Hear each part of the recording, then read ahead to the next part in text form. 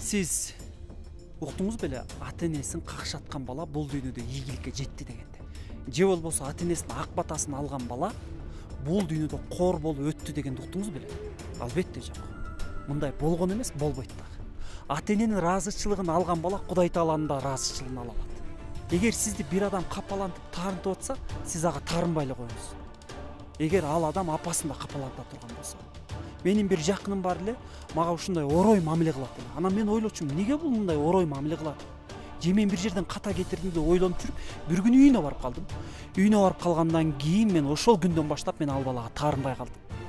Неге дегенде, көрсө мага кылган мамилени ал ата энесине да кылат. Ата энесине жаман мамиле кылган бала мага качан жакшы мамиле кылмак эле деп, мен ошол күндөн баштап ал жанга мен таарынбай калдым. Бул дүйнөдө бир жандар бар, сиздер үчүн кыпындай да жамандык каалабаган жандар, бул сиздин ата энеңиз. Жомокто айтылат эмеспи, апасынын жүрөгүн сууруп алып, чуркап барат, жыгылып кетсе, балам эч жериң ооруган жокпу деп жүрөктөн эхо чыккан, бул эненин сөзү. Биздин улуу агаларыбыз, агайларыбыз айтат, ата энеси бар адамдын башында алтын таажысы бар деп. Аны өзү көрө билбейт, сезе билбейт, туя да билбейт дейт. Аны көргөн, сезген жандар бар, алар атасынан, апасынан айрылган жандар. Сиздин ата энеңиз бар болсо, демек сиздин башыңызда сизге көрүнбөгөн, сиз сезбеген, билбеген алтын таажыңыз бар.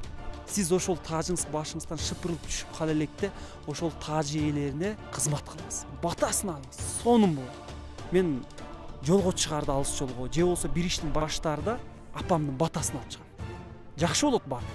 Бир күнү гана кашайып, шашкылыктап атып батасын албай чыгып кеткем, ошол күнкү өтө турган иш чарамдын быт-чыты чыккан мен сиздерге айтпай эле коеюн, чынын айтам. Ошол окуяга, ошол иш чарага күбө болгондор азыркыга чейин алардын эсинде. Эмне болду ошондо деп айтышат, суроо салат. Ошол иштин түйүнүн алар биле беришпейт, мен билем.